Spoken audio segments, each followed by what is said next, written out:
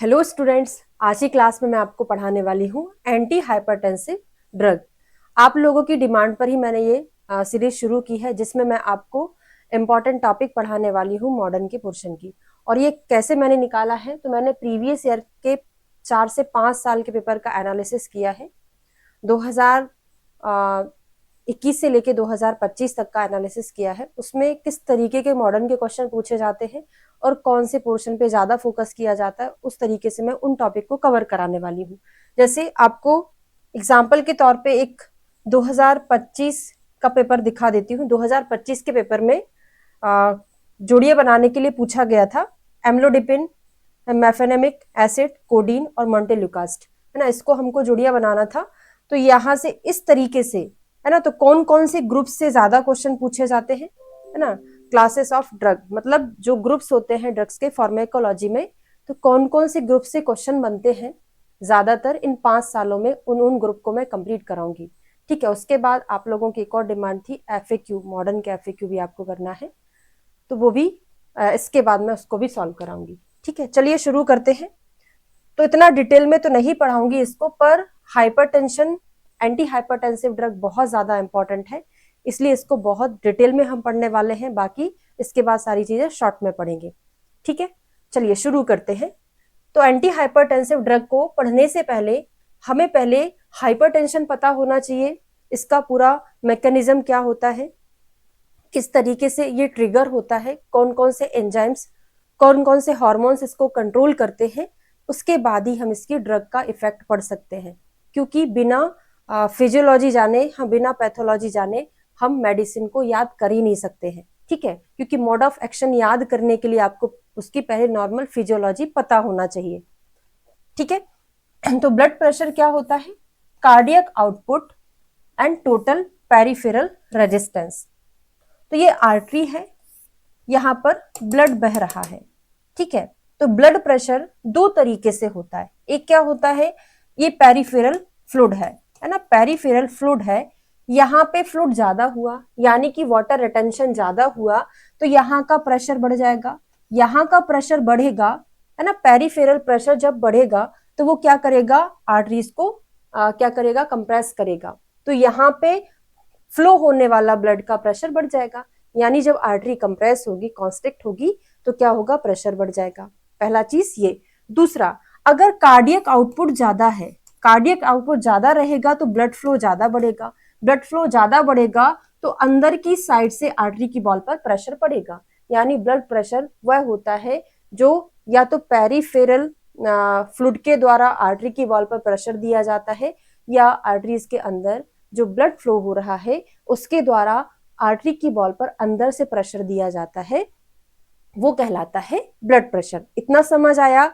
अब blood pressure में हमें क्या मेंटेन करना है, हमें क्या कंट्रोल करना पड़ेगा? एक तो कार्डियक आउटपुट अगर ज्यादा है उसको कंट्रोल करना पड़ेगा। दूसरा, अगर पेरिफेरल प्रेशर ज्यादा है तो उसको कंट्रोल करना पड़ेगा। अब ये देखेंगे कि हम पेरिफेरल जो प्रेशर है किस किस वजह से इंक्रीज होता है ना। एक तो वही पेरिफेरल फ्लूइड अगर बढ़ता है वो किन कारणों से बढ़ रहा है, अगर हम तभी तो बोलते हैं सॉल्ट का इंटेक कम करना चाहिए। क्यों? बीपी वाले पेशेंट को, क्योंकि सॉल्ट का इंटेक हम जब करते हैं तो ये वाटर रिटेंशन को बढ़ाता है, और वाटर रिटेंशन जब बढ़ता है तो पेरिफेरल प्रेशर बढ़ जाता है, ब्लड प्रेशर को इंक्रीज करता है। ठीक है, चलिए। तो any group of anti hypertensive drug lower blood pressure by reducing cardiac output and total peripheral resistance, इसको हम शॉर्ट में टीपीआर बोलते हैं, और ब्लड वॉल्यूम। तो पैथोफिजियोलॉजी ऑफ हाइपरटेंशन, मेनली हम 3 सिस्टम देखते हैं जो काम करता है। इसके पहले, इसको समझाने के पहले थोड़ा सा मैं आपको सिंप्लीफाई करके समझा देती हूँ, ताकि बाद में आपको समझ आए। अभी डायरेक्ट सिस्टम पे पहुंचेंगे तो हमें समझ नहीं आएगा, पहले हमको ये पता होना चाहिए कहाँ से क्या निकलता है। तो पहले हम 4 ऑर्गन्स पढ़ेंगे, मतलब 3 ऑर्गन पढ़ेंगे और एक ग्लैंड पढ़ेंगे। उसके बाद एक हार्ट भी पढ़ने वाले हैं। तो लंग्स में से कुछ ऐसा निकलता है जो बीपी को कंट्रोल करता है, लीवर से निकलने वाला, किडनी से निकलने वाला और एड्रिनल कॉर्टेक्स से निकलने वाला जो एंजाइम से हार्मोन है वो बीपी को कंट्रोल करने का काम करता है। ठीक है, तो देखिए क्या होता है। सबसे पहले किडनी से क्या हो गया, किडनी से क्या होता है, सोडियम का एक्सक्रीशन होता है, यानी किडनी जो है फ्लूइड को मेंटेन करने का काम करता है। बॉडी में फ्लूइड ज्यादा हुआ, उसने फ्लूइड ज्यादा निकाला, यूरिन बना के निकाला, जो भी आवश्यक चीजें थी उसने एब्जॉर्ब कर लिया, ठीक है, इतना काम आपको पता है। किडनी से क्या निकलता है? रेनिन निकलता है। तो किडनी, लीवर कहाँ है? यहाँ पे, किडनी थोड़ा सा नीचे। तो किडनी से रेनिन निकला, वो थोड़ा सा ऊपर गया, ऊपर मतलब मैं आपको केवल समझा रही हूँ याद कराने के लिए। तो रेनिन निकला, वो लीवर के पास गया, लीवर में अंदर नहीं गया, लीवर के पास गया। लीवर से क्या निकलता है? एंजियोटेंसिनोजिन निकलता है। एंजियोटेंसिनोजिन, एंजियोटेंसिन का कौन सा फॉर्म है? इनएक्टिव फॉर्म है, मतलब ये काम नहीं करता है। तो लीवर से एंजियोटेंसिनोजिन निकला, रेनिन उससे मिला। अब रेनिन ने लीवर से निकलने वाले एंजियोटेंसिनोजिन को एंजियोटेंसिन फर्स्ट में कन्वर्ट कर दिया। एंजियोटेंसिन फर्स्ट जो होता है अभी भी ये उतना एक्टिव फॉर्म नहीं है। अब एंजियोटेंसिन फर्स्ट जो है एंजियोटेंसिन सेकंड में कन्वर्ट होगा। तो किडनी का काम केवल इतना था कि उसने एंजियोटेंसिनोजिन को एंजियोटेंसिन फर्स्ट में कन्वर्ट कर दिया, किडनी का काम खत्म। अब आ जाएगा लंग्स का काम। तो लंग्स से क्या निकलता है? Angiotensin converting enzyme, angiotensin converting enzyme, जिसको हम ACE बोलते हैं। ये क्या करेगा? एंजियोटेंसिन फर्स्ट को सेकंड में कन्वर्ट करेगा। अभी मैं आपको ड्रग का ग्रुप्स का मोड ऑफ एक्शन पढ़ाने वाली हूं, आपको ये याद रखना पड़ेगा कि कौन सा ग्रुप कहां पर ब्लॉक करता है, ठीक है। तो एंजियोटेंसिन फर्स्ट एंजियोटेंसिन सेकंड में कन्वर्ट हो जाता है, कब? ACE की प्रेजेंस में, ठीक है। और एंजियोटेंसिन जो सेकंड होता है ये वैसो कॉन्ट्रेक्शन कराता है, यानी आर्टरीज को क्या कराता है? कॉन्ट्रैक्ट कराता है, उसको दबाता है। तो क्या होगा? जब कॉन्स्ट्रक्शन ज्यादा होगा तो क्या होगा? प्रेशर बढ़ेगा। यानी कि हम ACE कन्वर्टर एंजाइम इनहिबिटर जो पढ़ेंगे, ACE इनहिबिटर जो हम पढ़ेंगे, वो किस लेवल पे काम करेगा? वो इस लेवल पे काम करेगा कि ACE जो है अब एंजियोटेंसिन फर्स्ट को सेकंड में कन्वर्ट होने से रोकेगा। इसीलिए तो ACE इनहिबिटर हम किस में देते हैं? हाइपरटेंशन के पेशेंट में, क्योंकि वो इस लेवल पे काम कर देगा तो फर्स्ट सेकंड में कन्वर्ट नहीं हो पाएगा, और सेकंड में कन्वर्ट नहीं हो पाएगा तो वैसे कॉन्ट्रेक्शन नहीं होगा, नहीं होगा तो बीपी नहीं बढ़ेगा, ठीक है। पहला मैकेनिज्म हमने देखा। दूसरा देखते हैं। अब एड्रिनल कॉर्टेक्स जो होता है उससे निकलता है एल्डोस्टेरोन। एल्डोस्टेरोन क्या करता है? सोडियम का रिटेंशन बढ़ाता है। और जैसे ही सोडियम का रिटेंशन, इसलिए तो बोलते हैं NaCl, नमक नहीं खाना। सोडियम का रिटेंशन जैसे हमारी बॉडी में बढ़ता है, फ्लूइड का एब्जॉर्प्शन बढ़ने लगता है ना। फ्लूइड इंटेक हम ज्यादा से ज्यादा करते हैं तो फ्लूइड का इंटेक बढ़ेगा, है ना। तो क्या हो रहा है? प्लाज्मा एक्स्ट्रा सेलुलर वॉल्यूम बढ़ जाएगा। अब ये बढ़ेगा, है ना। और मतलब ये दोनों मैकेनिज्म साथ में चल रहे हैं। एक तो एल्डोस्टेरोन बढ़ा, सोडियम का रिटेंशन बढ़ गया। दूसरा यहाँ पे इंक्रीज वाटर रीअब्जॉर्प्शन, वाटर का रीअब्जॉर्प्शन बढ़ गया तो क्या होगा? अल्टीमेटली प्लाज्मा और एक्स्ट्रा सेल्युलर फ्लूइड यानी पेरिफेरल फ्लूइड बढ़ जाएगा। अब ये जब बढ़ेगा, इधर क्या चल रहा है? हार्ट का काम चल रहा है। Heart rate, contractility, cardiac output बढ़ जाएगा। तो प्लाज्मा एक्स्ट्रा सेलुलर फ्लूइड बढ़ेगा तो कार्डियक आउटपुट बढ़ेगा। तो हमने देखा था कि या तो कार्डियक आउटपुट बढ़ जाए या पेरिफेरल फ्लूइड बढ़ जाए, दोनों के दोनों बीपी को इंक्रीज करते हैं, ठीक है। अब पोस्टीरियर पिट्यूटरी से हो रहा था ये, यहाँ पे हमने एड्रिनल देखा, यहाँ पे पोस्टीरियर पिट्यूटरी देखा जो वाटर के रीअब्जॉर्प्शन को बढ़ा रहा था। उसके बाद क्या हुआ? जब कार्डियक आउटपुट बढ़ा तो कहाँ आ जाएगा ये? इधर डायरेक्टली हाइपरटेंशन करेगा और यहाँ से ऑटो रेगुलेशन होगा। ऑटो रेगुलेशन होगा तो ये वैसो कंस्ट्रक्शन करा देगा, ठीक है। फिर इधर क्या आएगा? डिफेक्टिव स्मूथ मसल, इनकी वेस्कुलर वॉल थिकनेस और वेस्कुलरिटी रिएक्टिविटी बढ़ जाएगा, टोटल पेरिफेरल रेजिस्टेंस बढ़ेगा और क्या होगा? बीपी को इंक्रीज करेगा। तो ये जनरली हमने देख लिया। अब हम सिस्टम की बात कर लें कि किस तरीके से सिस्टम इसमें इन्वॉल्व होता है, ठीक है। तो RAAS यानी renin angiotensin adrenal system, renin angiotensin adrenal system, यानी यहाँ पे हमने देखा था रेनिन किडनी वाला, एंजियोटेंसिन लीवर वाला और एड्रिनल हमने एड्रिनल ग्लैंड वाला, मतलब तीनों सिस्टम मिलके काम करते हैं, वो चीज पढ़ेंगे। दूसरा सिंपैथेटिक वैसो कॉन्ट्रैक्शन पढ़ेंगे। तीसरा सॉल्ट एंड वाटर रिटेंशन पढ़ेंगे। इन तीनों कारणों से बीपी इंक्रीज होता है, ठीक है। तो रेनिन एंजियोटेंसिन एल्डोस्टेरोन सिस्टम क्या करता है? रेनिन जो है एंजियोटेंसिन फर्स्ट को क्या करेगा? नहीं, रेनिन जो होता है एंजियोटेंसिन फर्स्ट में कन्वर्ट करता है किसको, एंजियोटेंसिनोजिन इनएक्टिव फॉर्म को, और फर्स्ट को सेकंड में एसीई कन्वर्ट करता, अभी मैंने आपको बताया। दूसरा, सिंपैथेटिक और वैसो कॉन्ट्रैक्टर क्या होते हैं, जैसे कैटेकोलामीन, ये भी क्या करेगा, वैसो कॉन्ट्रैक्शन कराता है। एंडोथिलीन है ना, थ्रोम्बोक्सिन और alpha adrenergic. Salt and water retention, aldosterone अगर बढ़ेगा तो सॉल्ट एंड वाटर रिटेंशन बढ़ेगा। एंटी डायोरेटिक हार्मोन बढ़ेगा, वाटर रिटेंशन बढ़ेगा, है ना। सोडियम प्लस वाटर को बढ़ाएगा, प्लाज्मा और ब्लड वॉल्यूम को ये बढ़ा देता है, ठीक है।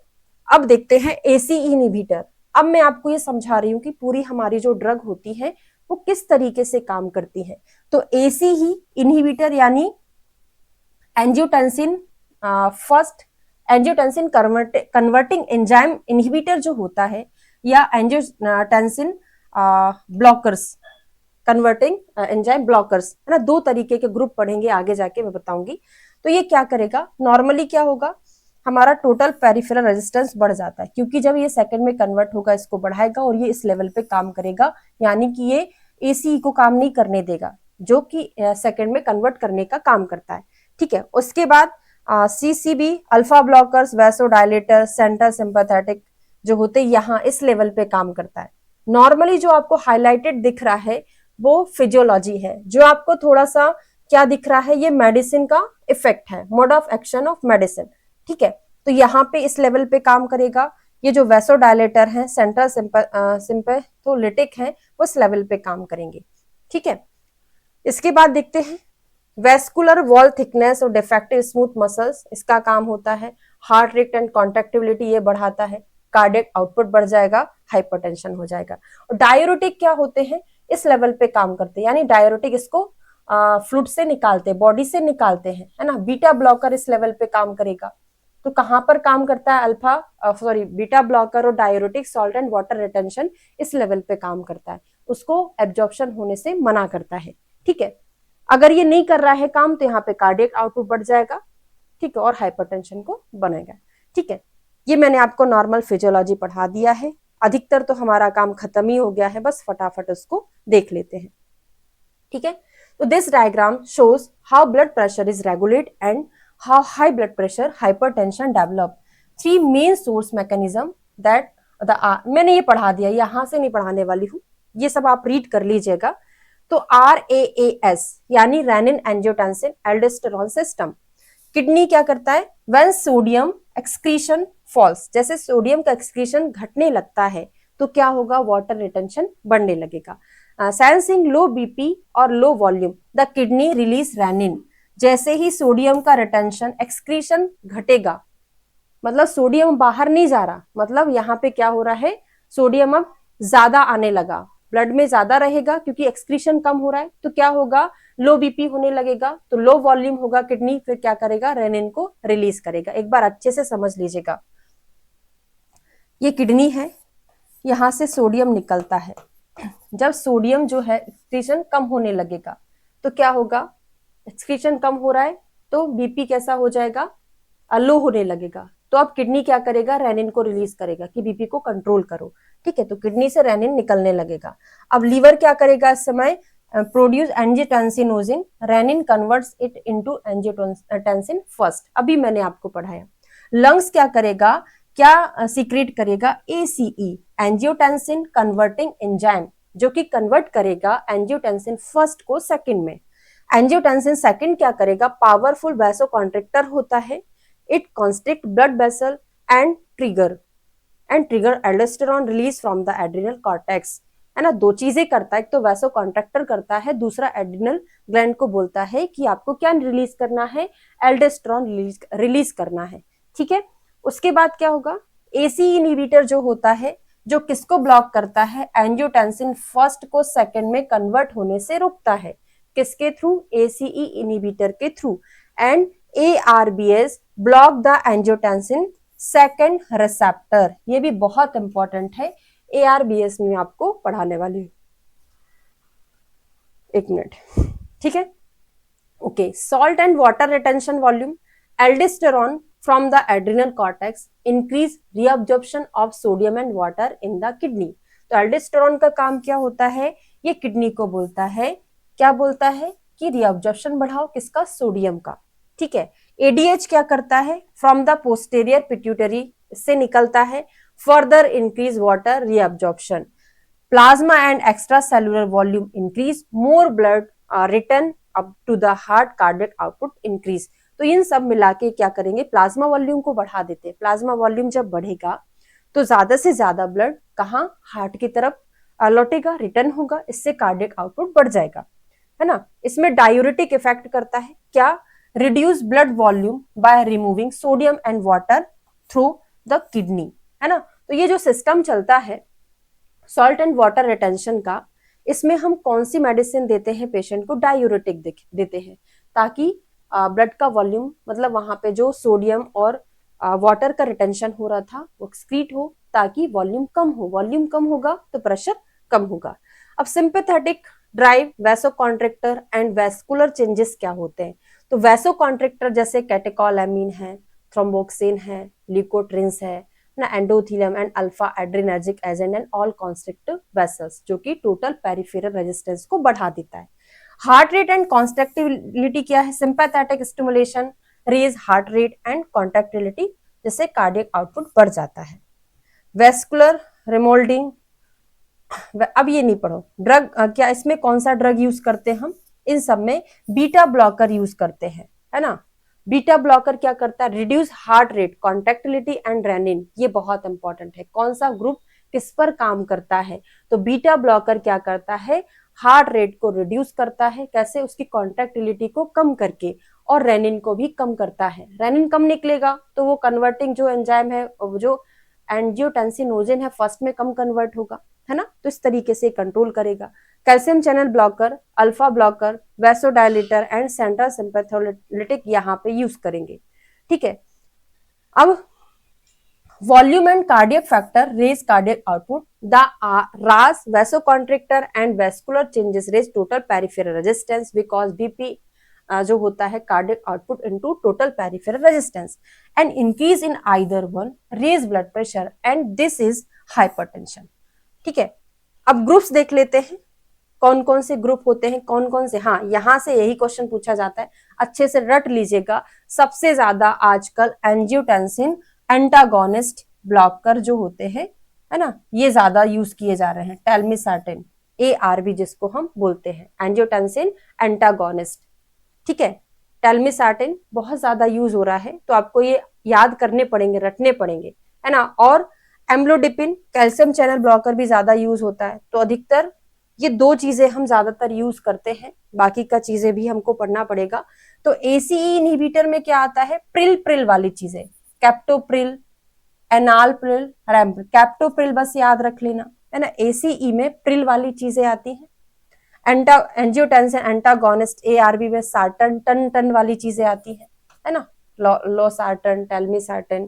कैल्शियम चैनल ब्लॉकर में क्या आएगा, बैरामिल, निफिडिपिन, एम्लोडिपिन, सबसे ज्यादा यूज करते हैं अपन एम्लोडिपिन, किस में आती है वो, कैल्शियम चैनल ब्लॉकर में आती है। ये रटने वाली चीजें, इसको मैं याद नहीं करा सकती, केवल समझा सकती हूँ। डायूरेटिक में ये तो सभी लोग जानते हैं, स्पायरोनेलेक्टोन, है ना, एक आध दो चीजें, फ्यूरोसेमाइड, इसको अच्छे से याद कर लीजिएगा। बीटा एड्रिनर्जिक या बीटा ब्लॉकर, अल्फा ब्लॉकर, तो बीटा ब्लॉकर में कैसा, एटिनॉल, प्रोपेनॉल, लॉल वाली चीजें आती हैं, ठीक है। अल्फा एड्रिनर्जिक, अल्फा ब्लॉकर में क्या आगा, इसको याद करें तो करें, नहीं तो छोड़ भी सकते हैं, और बाकी ये नहीं याद करिएगा, है ना। तो कुछ चीजें हमको देखना है, सभी तो हो गया लगभग, एक दो ही चीजें बची हैं, तो इनको हमको याद करना है। अब एक एक का मोड ऑफ एक्शन देखेंगे। तो ACE इनहिबिटर क्या करता है, अभी अभी मैंने बताया, अगर आपको फिजियोलॉजी पता है तो आपका मोड ऑफ एक्शन फटाफट याद हो जाएगा। एंजियोटेंसिन कन्वर्टिंग एंजाइम ब्लॉकर्स, है ना, इसको हम क्या बोलते हैं, एंजियोटेंसिन कन्वर्टिंग एंजाइम ब्लॉकर्स, जो एंजियोटेंसिन फर्स्ट को सेकंड में कन्वर्ट नहीं होने देता है, नहीं होने देगा तो वैसोडायलेटेशन जो होगा वो नहीं होगा, एल्डोस्टेरॉन जो है वो कम हो जाएगा, बीपी कम हो जाएगा, जैसे मैंने आपको अभी याद करा दिया है, ठीक है। तो अब इधर से मुझे दोबारा बताने की जरूरत नहीं है, मैं सब कुछ समझा चुकी हूँ, आप यहाँ से एक बार देख लेना। ARB जो होता है सबसे ज्यादा यूज किया जाता है एंजियोटेंसिन एंटागोनिस्ट, जिसको हम ARB बोलते हैं। तो एंजियोटेंसिन सेकंड का, अब ये एंजियोटेंसिन एंटागोनिस्ट क्या करता है, वो तो ACE जो था फर्स्ट को सेकंड में कन्वर्ट नहीं होने दे रहा था, पर जो ARB जो है एंजियोटेंसिन एंटागोनिस्ट जो है सेकंड तक तो कन्वर्ट हो गया था, पर सेकंड को अब रिसेप्टर से जोड़ने से मना करता है। यानी एंजियोटेंसिन सेकंड का जो एंजियोटेंसिन AT रिसेप्टर है उधर ब्लॉक कर देगा। यानी 81 जो रिसेप्टर है यहाँ पर ब्लॉक करता है, 82 रिसेप्टर पर नहीं, 1 पर रिसेप्टर पर ब्लॉक करता है ना। अगर ये ब्लॉक करेगा तो रिसेप्टर पर एंजियोटेंसिन सेकंड नहीं जुड़ पाएगा, तो वैसो कॉन्ट्रैक्शन नहीं कराएगा। ठीक है, वैसो कॉन्ट्रैक्शन एंड एल्डोस्टेरोन दोनों को ब्लॉक कर देता है।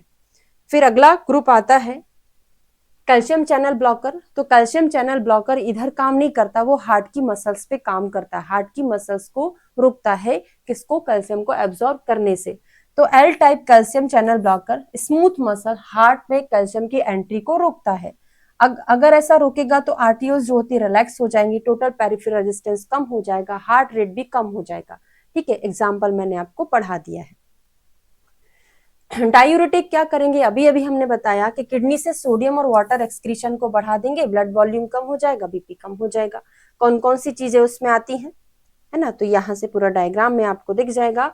बीटा एड्रीनर्जिक ब्लॉकर क्या करता है, बीटा रिसेप्टर ब्लॉकर, ये हार्ट रेट को कम करेगा, कॉन्ट्रैक्टिलिटी कम करेगा, रेनिन को भी कम करेगा और कार्डियक आउटपुट को भी कम करता है। तो ये कहाँ पर काम कर रहा है बीटा ब्लॉकर, इस तरीके से आप डायग्राम में देख लीजिएगा, है ना। पूरा डायग्राम बना के लिखोगे तो बहुत अच्छा मिलेगा नंबर, ये रिटर्न एग्जाम के लिए है। अल्फा एड्रीनर्जिक ब्लॉकर जो होते हैं वो क्या करेंगे, अल्फा रिसेप्टर ब्लॉकर वैसोडायलेटेशन कराएंगे, पेरिफेरल रेजिस्टेंस को कम करते हैं, बीपी को कम करते हैं। तो एक बार मैंने आपको पूरी फिजियोलॉजी पढ़ा दी है, तो आप वापस उस डायग्राम में जाके देख लीजिएगा, है ना। केवल मैं थ्योरी पढ़ा देती हूँ। सेंट्रल सिंपैथेटोलिटिक क्या होता है, ब्रेन में अल्फा टू रिसेप्टर स्टिमुलेट करते हैं, सिंपैथेटिक आउटफ्लो कम होता है, हार्ट रेट और वैसो कॉन्स्ट्रिक्शन होता है, बीपी को कम करता है। ठीक है, एग्जाम्पल देख लीजिएगा। ठीक है, वैसोडायलेटर क्या करेंगे, डायरेक्टली वेस्कुलर स्मूथ मसल्स को रिलैक्स करते हैं, दोनों टोटल पेरिफेरल रेजिस्टेंस कम होता है, बीपी भी कम हो जाता है। ठीक है, तो ये हमने पूरा पढ़ लिया है। अब आपको समझा मैंने दिया है अच्छे से, अब आपको क्या करना है, केवल और केवल इन ग्रुप्स को याद रखना है, क्योंकि आपसे जो एग्जाम में क्वेश्चन पूछा गया था, एम्लोडिपिन किस में आता है, कैल्शियम चैनल ब्लॉकर में आता है। ठीक, इतना सा क्वेश्चन पूछा था, पर केवल एक चीज तो हम रट नहीं सकते थे, आपको पूरा समझाना पड़ा, है ना। टेलमिसार्टेन, लियोसार्टेन, लोसार्टेन किस में आता है, ये क्वेश्चन पूछा जा सकता है। ठीक है, तो इस तरीके का आपको ये ग्रुप्स याद रखना पड़ेगा। ठीक है, एसी इनहिबिटर में कौन सी चीजें आती, केवल इतना काम का है, किसके लिए, AIA PGT के ऑब्जेक्टिव एग्जाम के लिए। ठीक है, okay, thank you so much. मिलते हैं ऐसे ही नेक्स्ट वीडियो में, नेक्स्ट किसी मॉडर्न टॉपिक के साथ। देखती हूँ मैं कौन सा पढ़ाना है। यहाँ से जो मैंने आपको दिखाया, पहले तो ये 4 ग्रुप आपको कंप्लीट करा देती हूँ, उसके बाद नेक्स्ट पढ़ेंगे। वीडियो अगर अच्छा लगा हो तो कमेंट करके जरूर बताइएगा। Thank you so much.